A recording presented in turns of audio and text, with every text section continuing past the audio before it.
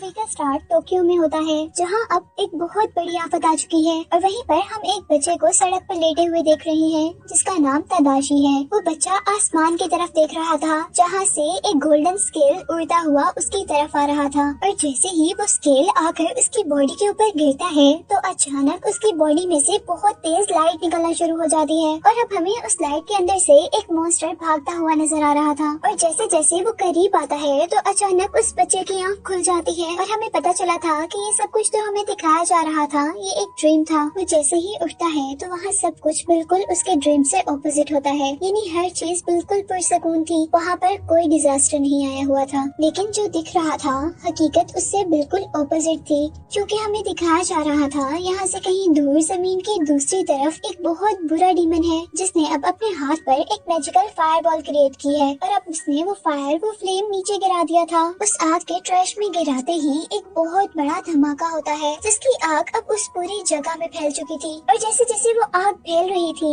ये डीमन जैसे वहाँ से एक मॉन्स्टर को बुला रहा था और उसी दौरान बहुत बड़ी एनर्जी लावा की शक्ल में जमीन से निकलती है और वो लावा वो एनर्जी डीमन के इर्द गिर्द घूमते हुए अचानक एक मशीन में चेंज हो जाती है। और अब उस मशीन के साथ साथ वहाँ पर एक अजीबोगरीब लड़की भी थी, जो कि बिल्कुल डीमन के सामने खड़ी हुई थी और ये यकीनन उन्हीं पावर्स से क्रिएट की गई थी, जो इवल पावर्स वो डीमन वहाँ ट्रैश में डाल रहा था। वो लड़की अब एक लीवर दबाती है, जिससे वो मशीन चलने लग जाती है और अचानक बहुत तेजी से एनर्जी पूरी मशीन के अंदर रन करती है। और इन सब को देखते हुए हमें डीमन काटो बहुत ज्यादा सेटिस्फाई फील होता है। मूवी का सीन यहीं से कट होता है और हमें तदाशी के गाँव को दिखाया जाता है, जहाँ पर शायद कोई सेलिब्रेशन चल रही थी। इस जगह पर हम बहुत से एक्टर्स को देख रहे थे, जो कि एक मैजिकल क्रिएचर चिलिन का कैरेक्टर प्ले कर रहे थे और उनके प्ले का थीम ये था कि वो एक ऐसे लड़के को ढूंढना चाहते हैं जो कि उनके लिए लड़े और उनकी मैजिकल वर्ल्ड को बचा ले। और अब तभी यहाँ पर हम तदाशी को देखते हैं, जो कि ये ड्रामा ही देखने आया था, लेकिन वो इन सब चीजों से बहुत ज्यादा डरता था, इसलिए उसके क्लास फेलोज उसका मजाक उड़ा रहे थे। लेकिन जैसे ही वो आगे आता है, तो एक चिलिन उसे अपना राइडर चूज कर लेता है। सब लोग तदाशी के लिए क्लैप करते हैं, क्योंकि उसे रिलीजियस ऑनर दिया गया था। और इस दौरान हम ये नोटिस करते हैं कि एक रिपोर्टर सिर्फ तदाशी की ही पिक्चर्स ले रहा था और इन सब चीजों के दौरान उन लोगों को इस चीज का बिल्कुल भी अंदाजा नहीं था कि डीमन काटो ने अपने प्लान पर वर्क करना शुरू कर दिया है। वो डीमन अपने मैकेनिकल डीमन से, यानी मशीनों के बने हुए डीमन से, उस गांव की सारी अजीब क्रिएचर्स जिनका नाम योकाई है उनको पकड़वा लेता है। लेकिन लकीली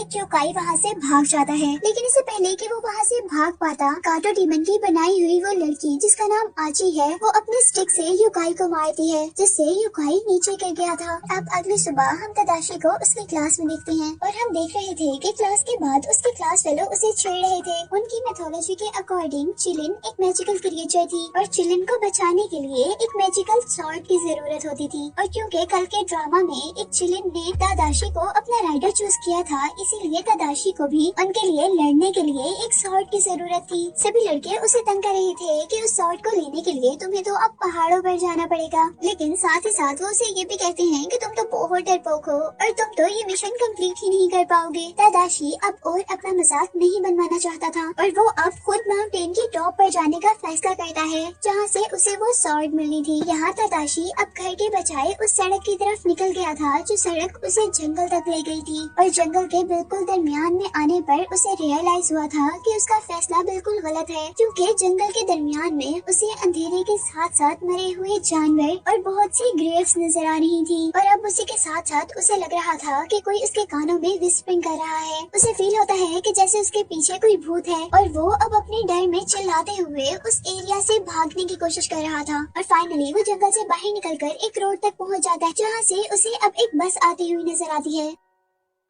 उसे अपने डर में कुछ भी समझ नहीं आया था। वो जल्दी से बस में चढ़ गया था, ये सोचे बगैर कि ये भी तो कुछ गलत हो सकता है। और अब चलते चलते वो बस अचानक एक केव के अंदर चली जाती है, जहाँ इर्द गिर्द बिल्कुल अंधेरा था, जहाँ अब तदाशी को बस की विंडोज में से बाहर डीमंस नजर आ रहे थे। वो उस डीमन को देखकर बहुत ज्यादा घबरा गया था, लेकिन जैसे ही वो दूसरी तरफ देखता है तो उसकी पूरी बस अब डीमन से भर चुकी थी। वो उन सारी चीजों को समझने की कोशिश कर रहा था, लेकिन इससे पहले कि वो समझ पाता, बस उस अंधेरी केव से बाहर निकल आई थी और उसके बाद उसे वहाँ पर कोई भी डीमन नजर नहीं आ रहा था। वो हर चीज को इग्नोर कर वहाँ बैठता है कि अचानक अब उसे अपने पाँव में कुछ फील होता है और जैसे ही वो नीचे देखता है तो वहाँ पर वही क्रिएचर योकाई थी, जिसे देखकर अब वो बहुत ज्यादा डर गया था। लेकिन जब वो नोटिस करता है कि योकाई उसे नुकसान नहीं पहुँचा रही तो वो पुरसकून हो जाता है और फिर देखता है कि योकाई बहुत ज्यादा इंजर्ड है। तादाशी अब योकाई को घर ले गया था और उसके जख्मों पर उसने बैंडेज भी की थी। लेकिन तादाशी अब उसे देखकर ये नहीं जान पा रहा था कि वो कौन सा जानवर है। लेकिन यहाँ हमें पता चलता है कि वो क्रिएचर बहुत ही ज़हीन था, इतना ज़हीन कि वो तादाशी के साथ कम्युनिकेट करता है, यानी बात करता है और उसे बताता है कि वो एक डीमन कैट है। और अब यही दूसरी तरफ हम उस मशीन क्रिएचर को देख रहे थे जो कि डीमन काटो ने बनाया था और हमें दिखाया जाता है कि आची ने बहुत से योकाई को कैद किया हुआ है डीमन काटो की आर्मी बनाने के लिए। वो सभी क्रिएचर अब आची से ये पूछ रहे थे कि उन्होंने अपने ही जैसे लोगों को क्यों कैद किया हुआ है, लेकिन इस बात का आची कोई जवाब नहीं देती और ऐसा लगता है जैसे आची को उनकी बातों से गुस्सा आ गया है, जिसके रिजल्ट में वो कैद में बंद उन क्रिएचर्स पर अपना स्लाइवा गिराती है, जिससे उन क्रिएचर्स के फेस मेल्ट होने लगे थे। जिसके बाद अब एक बहुत बड़ा मेटालिक क्रिएचर वहाँ पर जंप करता है और हमें पता चला था कि ये क्रिएचर भी काटो की आर्मी का ही एक पार्ट थी। यहाँ सारी क्रिएचर्स आची से डरी हुई थी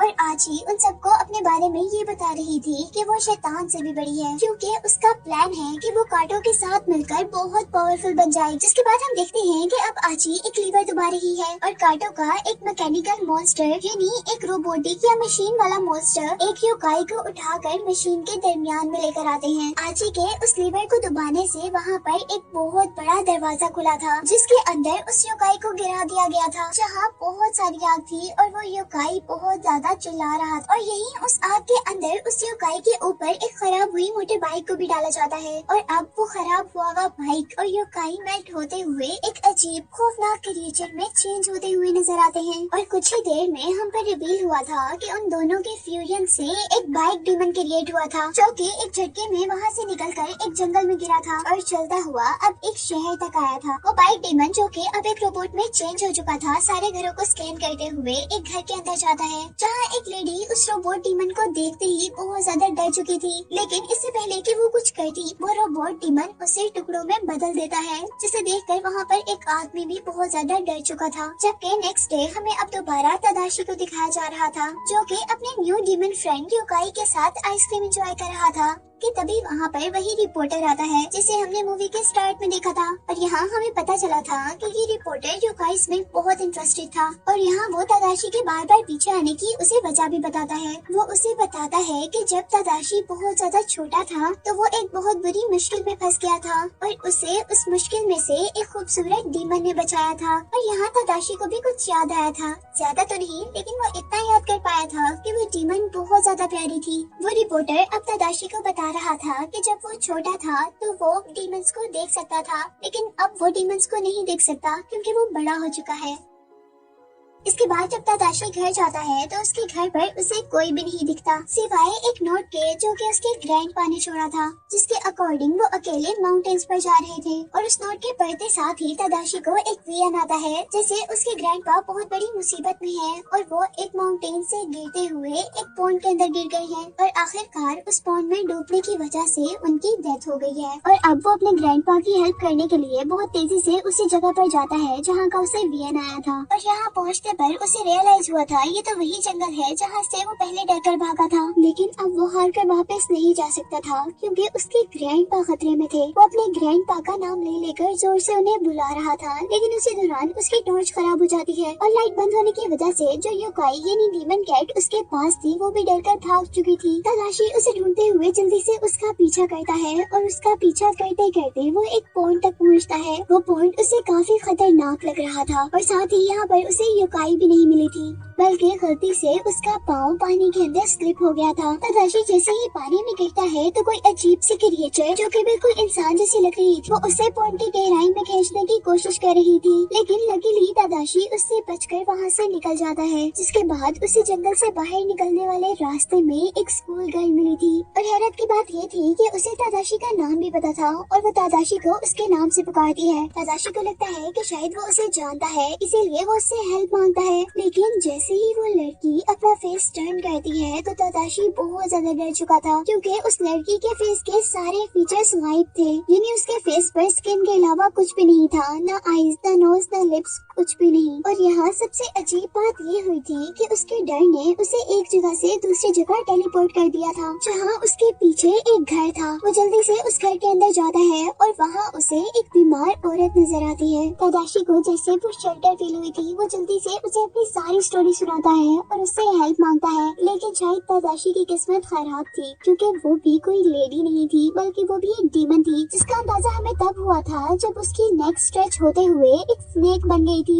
ये देखकर तदाशी वहाँ से भी भागने की कोशिश करता है, लेकिन वो लड़की अपनी स्नेक की तरह की नेक से उसे पकड़ लेती है। तदाशी किसी न किसी तरह वहाँ से छूटकर बाहर निकलने की कोशिश करता है तो उसे दरवाजे पर एक शेडो नजर आता है। वो शेडो एक कैट लाइक वुमन का था और देखते ही देखते पूरे डोर पर बहुत सी आईज अपीयर हो जाती हैं, जिनको देखते ही तदाशी फौरन वहाँ से दूर होता है। और अब किसी न किसी तरह वो दरवाजा खोलकर उस घर से बाहर तो निकल गया था, लेकिन वहाँ पर अब उसके सामने एक जाइंट फेस था, यानी एक बहुत बड़ा चेहरा जिसकी फूंक उसके लिए तूफान की तरह थी। और वो जाइंट फेस तदाशी को हवा के जरिए वहाँ से उसी जगह पर फेंक देता है जहाँ से उसने अपने घर वापस आया, या इस तरह कह सकते हैं कि जहाँ से उसने इस जंगल का सफर शुरू किया था। फाइनली वो लड़का अब अपने घर की तरफ मुड़ रहा था, लेकिन यहाँ पर अब दोबारा उसे अपने ग्रैंडपा की आवाज आती है, जो उसे मदद के लिए पुकार रहे थे। और अब तदाशी अपनी सारी हिम्मत को जमा कर कर अपने ग्रैंडपा की हेल्प करने के लिए वापस गांव की तरफ मुड़ता है। और पीछे जाने पर वो अपने ग्रैंडपा के पास नहीं, बल्कि एक रेड डीमन के पास पहुंचा था, जो कि उसे कांग्रेचुलेट कर रहे थे,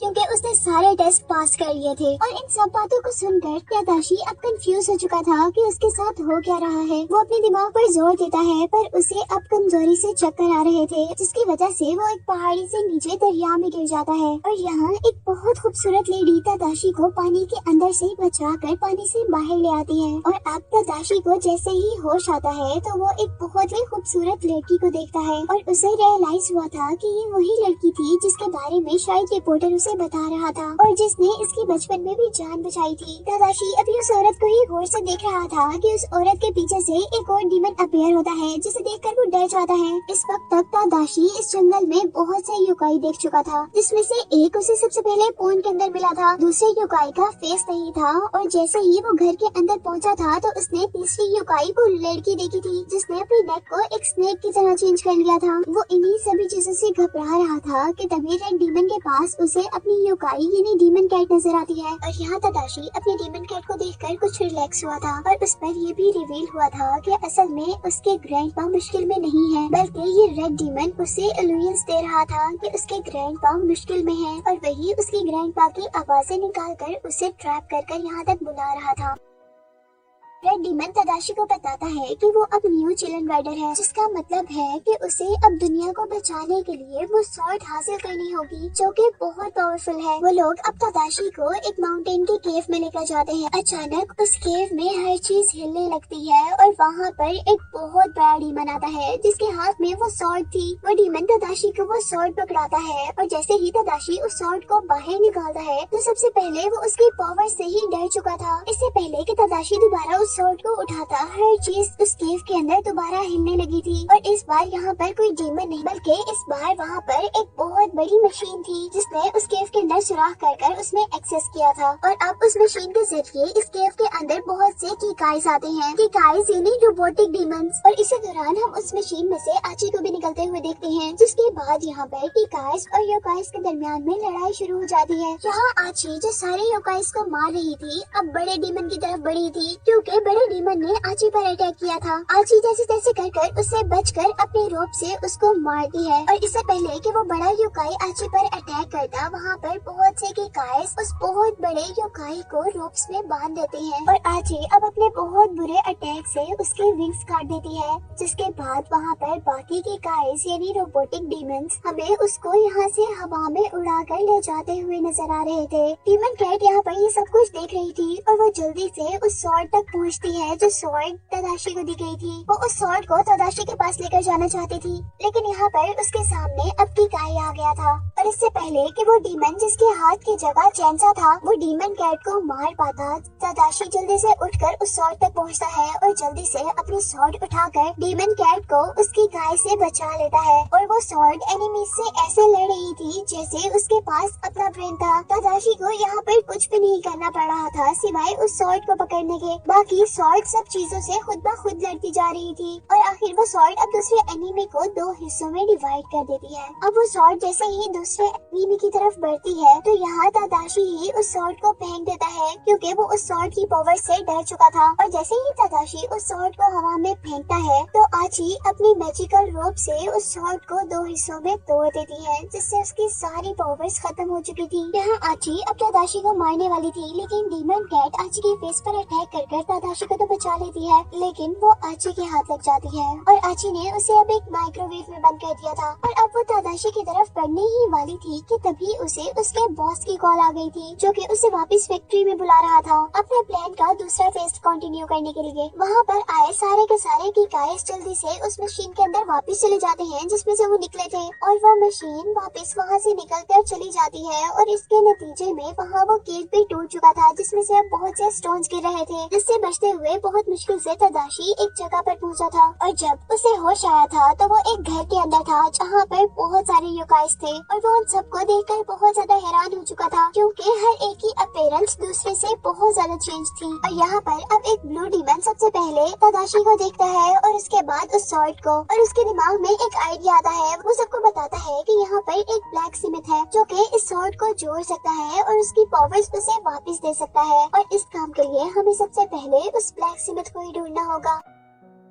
एक और योकाई जल्दी से अब अपना मैजिकल मिरर निकालता है ये देखने के लिए कि वो डीमन उन्हें कहाँ पर मिलेगा जो इस स्वॉर्ड को जोड़ेगा। और ये देखने पर वो लोग बहुत ज्यादा परेशान हो चुके थे कि उस ब्लैक स्मिथ को, उस डीमन को सबसे बड़े और सबसे बुरे डीमन कैटो डीमन ने पकड़ा हुआ था, और वो अब उसी जेल में था जिस जेल में डीमन कैट भी थी। वो लोग ये जानकर और भी ज्यादा परेशान हो गए थे कि डीमन कैटो इन योकाइस को पुरानी मशीन्स के जरिए बहुत बड़े बड़े मॉन्स्टर्स में चेंज कर रहा है। और डीमन कैटो के बारे में हमें ये पता चला था कि वो इसलिए सबसे बुरा है क्योंकि वो ह्यूमंस की नफरत से बना है। और यहाँ अब सारे योकाइस अपनी हिम्मत हार चुके थे। यहाँ कोई भी योकाई अब उस बहुत बड़े डीमन से लड़ना नहीं चाहता था और सारे एक एक कर वहाँ से जा रहे थे, लेकिन रेड डीमन सबको करेज करता है कि हमें उनसे लड़ना चाहिए वरना वो तो सबको मार देगा। और इस बात पर अब तदाशी खड़ा होता है और अपनी सारी हिम्मत जमा कर सबसे कहता है कि मैं तुम्हारा साथ दूंगा और मैं तुम्हारे साथ लड़ूंगा। इसकी बात पर सारे के सारे लोग बिलीव कर लेते हैं और लड़ने के लिए तैयार हो जाते हैं। यही दूसरी तरफ अब कैटो डीमन के पास हम देख रहे थे कि उसके पास जो इवल मशीन थी अब वो एक जगह से दूसरी जगह टेलीपोर्ट हो रही थी, और हमें बताया जा रहा था कि वो ये मशीन लेकर टोक्यो जा रहा है लोगों के लिए तबाही फैलाने। वो बहुत बड़ी सी मशीन की क्रिएचर्स अब बादलों से होते शहर के अंदर दाखिल हो रही थी और अपने रास्ते में आने वाली हर चीज को तबाह कर रही थी। वो मशीन अपना मुंह खोलती है जिसमें से बहुत से कीकाइज यानी रोबोटिक डीमंस बाहर से निकलकर शहर में फैल जाते हैं, जो कि लोगों को बुरी तरह इंजर्ड कर रहे थे। यहाँ हम देखते हैं कि योकाइज जो कि अच्छे डीमंस हैं वो भी उनसे लड़ने के लिए अब टोक्यो जाने का फैसला करते हैं, लेकिन जिस तरह वो टोक्यो जा रहे थे इस तरह तो वो कभी टोक्यो नहीं पहुंच सकते थे। और यहाँ अब एक डीमन गर्ल को बहुत अच्छा आइडिया आता है। वो सबसे एरोप्लेन पर चढ़ने का कहती है, लेकिन कुछ ही देर में उनको रियलाइज हुआ था कि ये आइडिया भी बहुत गलत था, क्योंकि इससे उन लोगों को बहुत ज्यादा नुकसान हो रहा था। जिसके बाद अब यही टोक्यो में हम उस रिपोर्टर को देख रहे थे जिसको हम मूवी में पहले भी देख चुके हैं। वो यहाँ पर खाना खा रहा होता है कि तभी वहाँ पर बहुत बुरा अर्थक्वेक आता है, और वो जैसे ही अब आसमान की तरफ देखता है तो उसे नजर आता है कि वहाँ पर एक बहुत बड़ा मॉन्स्टर है जो कि वहाँ पूरे एरिया में इस तरह फैला हुआ कि उसकी वजह से आसमान तक नजर नहीं आ रहा था। फाइनली वो बहुत बड़ी मशीन जैसे ही जमीन पर पूरी तरह लैंड कर जाती है तो उसमें से कार्टो डीमन निकलता है जो कि अब लोगों की बैड फीलिंग को अब्सॉर्ब कर रहा था, जिसकी वजह से उसकी वो मशीन और भी ज्यादा पावरफुल हो जाती। और इसी काम के साथ साथ हम देखते हैं कि वो मशीन बहुत ज्यादा अमाउंट में पोल्यूशन भी शहर में फैला देती है, जिसकी वजह से पूरा शहर डार्क हो जाता है। इधर हम रिपोर्टर को देखते हैं जो फाइनली उन सारी चीजों से बच गया था और वो आहिस्ता आहिस्ता कर अब ऊपर चढ़ता है। और यही दूसरी तरफ अब हम आची को देख रहे थे जो कि योकाइस को यूज कर अब और मॉन्स्टर्स बना रही थी, और वो अब की बार मॉन्स्टर बनाने के लिए उसी योकाई को चुनती है जिस योकाई ने सॉर्ड ठीक करनी थी,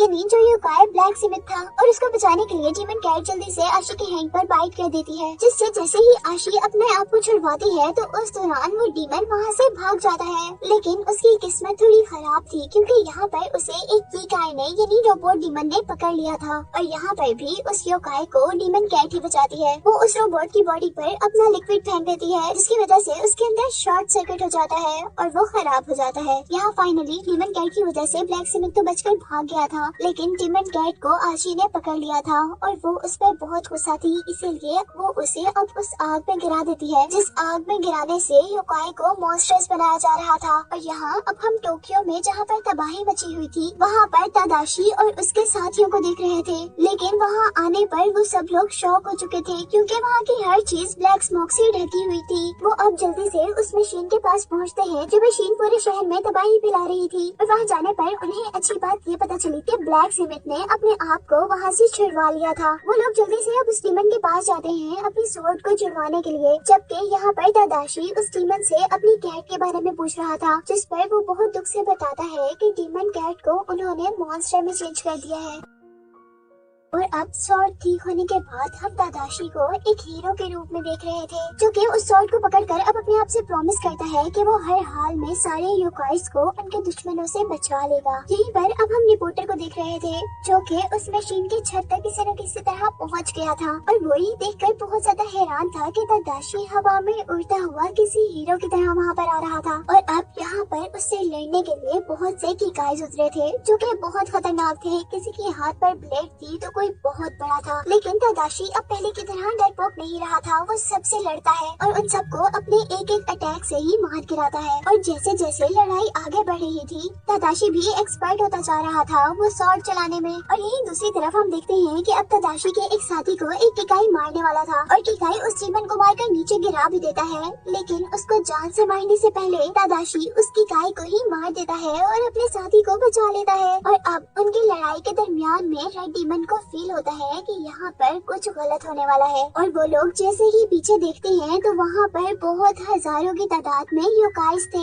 जो कि उनकी लड़ाई को ड्रामा समझकर वहाँ पर देखने के लिए आए थे। लेकिन वो लोग ये नहीं जानते थे कि ये कोई ड्रामा नहीं है बल्कि एक असली जंग है। यहाँ हम देखते हैं कि ये योकाइस भी उस लड़ाई के अंदर खुद ब खुद शामिल हो गए थे क्योंकि उनको लग रहा था कि ये फेस्टिवल का एक पार्ट है, और क्योंकि यहाँ पर ये बहुत सारी तादाद में योकाइस आए हुए थे और मैकेनिकल मॉन्स्टर्स कम थे, इसीलिए योकाइस अब जीतने लगे थे। यहाँ अब हम रिपोर्टर को देख रहे थे जिसे योकाइस नजर नहीं आ रहे थे, बस उसे ये पता चल रहा था कि यहाँ पर कोई इनविजिबल फोर्स है जो उसे मार कर जा रही है। और फिर अब उस आदमी के करीब आकर एक फ्रिज गिरता है जिसमें बहुत सारी ड्रिंक्स थी, और उन ड्रिंक्स में से एक ड्रिंक को पीने पर उस रिपोर्टर की भी योकाइस को देखने वाली पावर्स वापस आ चुकी थी। वो भी इसी चीज को सेलिब्रेट कर रहा था कि तभी हम तादाशी को देखते हैं जो कि अब बिल्कुल मशीन के दरमियान में पहुंच चुका था जहाँ पर योकाइस को मॉन्स्टर बनाने का प्रोसेस किया जाता था। और वहाँ जाने पर अब उसका सामना एक बहुत बड़े कीकाई यानी मैकेनिकल डीमन से होता है। तादाशी उससे लड़ता है और बहुत आसानी से उसका एक बाजू काट देता है, लेकिन उस कीकाई को नुकसान पहुंचाने के फौरन बाद ही तादाशी को फील हुआ था कि उसने जिस मैकेनिकल मॉन्स्टर यानी कीकाई को मारा है वो कीकाई उसके प्यारे दोस्त कैट डीमन से बनाया गया था। और इस बात का उसे ऐसे पता चला कि इस कीकाई के फुट पर भी बिल्कुल वैसे ही बैंडेज थी जैसी बैंडेज उसने अपने कैट डीमन को दी थी, लेकिन उसे दुख इस बात का था कि उसका फ्रेंड अब एक मॉन्स्टर में चेंज हो चुका है और उसे अब उससे लड़ना है। और जैसे ही अब वो मॉन्स्टर तादाशी और उसके पीछे खड़ी हुई डीमन पर अटैक करता है तो तादाशी को भी उस पर अटैक करना पड़ता है, और फाइनली वो मॉन्स्टर मर जाता है। जिसके बाद तादाशी बहुत दुख से उसके पास गया था, वो रो रहा था, और उसके आंसू जैसे ही कीकाई पर पड़ते हैं तो वो कीकाई दोबारा अपनी असली हालत में चेंज हो जाता है, यानी वो दोबारा डीमन कैट बन जाता है। वो योकाई यानी डीमन कैट बहुत ज्यादा जख्मी था लेकिन फिर भी जिंदा था, जिसे जिंदा देखकर तो तादाशी खुश हुआ था, लेकिन उसके जख्मों को देखकर अब वो उससे प्रॉमिस करता है कि वो हर हाल में कैटो को रोकेगा ताकि वो डीमन कैट्स जैसी बहुत सी लाइफ्स को बचा सके। और अब उनकी बातों के दौरान हम देखते हैं कि यहाँ पर आची आ चुकी थी, जिसने आते ही तदाशी पर अटैक कर दिया था, पर तदाशी उसके आगे अपने स्वॉर्ड करता है और उसके अटैक से बच जाता है, जबकि उसकी मैजिकल रोप तदाशी के स्वॉर्ड के साथ लिपट जाती है। तदाशी अब बहुत ज्यादा गुस्से में था और वो गर्ल पर एक ऐसा मैजिकल बॉल फायर करता है जिससे वो वहाँ से बहुत दूर जाकर गिरती है। और अब इससे पहले कि वो लोग और ज्यादा लड़ते, यहाँ पर दोबारा जमीन हिलने लगी, जिस बात से उस लड़की को रियलाइज हुआ था कि काटो अब अपने मिशन के आखिरी फेज को शुरू कर रहा है। आची जल्दी से कैटो डीमन के पास भागती है, जबकि अब तदाशी भी उसका पीछा कर रहा था। और अब यहाँ पर तदाशी के सामने उसका असली दुश्मन था, जिसे मारने का ही उसने मिशन दिया था। और वो अब बगैर डरे एक बहुत बड़ा अटैक कैटो डीमन पर करता है, पर वो इस चीज से हैरान था कि उससे तो जरा भी फर्क नहीं पड़ा था इस अटैक का। और अब काटो अपने हाथ पर वैसा ही फायरबॉल बनाता है जैसे उसने मूवी के स्टार्ट में अपने हाथ में बनाया था, और उससे वो तदाशी पर अटैक करता है और इसी वजह से तदाशी वहाँ से बहुत दूर जाकर गिरता है। और अब कैटो डीमन तदाशी के पीछे गर्ल डीमन पर भी अटैक करने वाला था, लेकिन तभी तदाशी उठकर अपनी स्वॉर्ड की हेल्प से उस अटैक को रोक लेता है और अपनी फ्रेंड को बचा लेता है। और यहाँ अब दूसरी तरफ हम कैटो डीमन को देख रहे थे, जो कि अब उस मशीन में जंप करने वाला था, जिस मशीन से वो सारे योकाइस को मॉन्स्टर्स में चेंज करता था। और वो यहाँ पर अपने पास अपनी आची को भी बुलाता है, लेकिन यहाँ हम देखते हैं कि उसने आची को हग करने के बजाय उसे मार दिया था। और वो उससे कहता है कि तुम्हारा प्यार इस सारे प्रोसेस को खत्म कर रहा है, जबकि ये प्रोसेस तो नफरत से बनेगा। यानी उसकी जितनी भी पावर्स थी वो सिर्फ नफरत की वजह से थी। और ये कहने के बाद कैटो खुद मशीन के अंदर जंप कर देता है, और इससे पहले कि मशीन का दरवाजा बंद होता, वहीं पर योकाइस का एक बीन आकर गिर जाता है। और उस बीन में इतनी ताकत थी कि उसने सारा का सारा प्रोसेस खत्म कर दिया था और सारे मॉन्स्टर्स को दोबारा योकाइस में चेंज कर दिया था। जिसके बाद हम देखते हैं कि सारे के सारे योकाइस अपनी जीत का जश्न मना रहे थे, जबकि कैटो डीमन का सारा प्रोसेस खराब हो चुका था। और अब हमें वही सीन दिखाया जाता है जो कि मूवी के स्टार्ट में दिखाया जा रहा था, जहाँ एक बहुत बड़ी ब्राइट लाइट के अंदर से हमें चिलिन नजर आ रहा था। और इस बार चिलिन के ऊपर प्लेन राइडर यानी तदाशी भी था। जिसके बाद सीन कट होता है और हम तदाशी को एक सड़क पर देखते हैं, जहाँ उसके पास रिपोर्टर भी था। और होश आने पर वो इर्द गिर्द देखता है और बहुत खुश होता है, क्योंकि वो हर चीज जीत गया था। उसने योकाइस को भी बचा लिया था और अब दुनिया बिल्कुल सेफ थी। जिसके बाद अब मूवी में काफी साल गुजर जाते हैं और हमें दिखाया जाता है कि तदाशी बड़ा हो चुका है और उसने आहिस्ता आहिस्ता योकाइस को देखने की एबिलिटीज खो दी है। और अब वो अपने फेवरेट डीमन कैट डीमन को भी नहीं देख पाता। जिसके बाद मूवी के लास्ट सीन में उस कैट डीमन को दोबारा कैटो डीमन नजर आया था, जिसके बारे में अब हम जान गए थे कि वो उस दिन जिंदा बच गया था। लेकिन वो अब कोई भी बुराई नहीं कर सकता था, क्योंकि उसकी आंख में अब एक बीन था जो कि योकाइस का था, और योकाइस तो अच्छे थे। और इसी सब को दिखाते हुए ये मूवी एंड हो जाती है।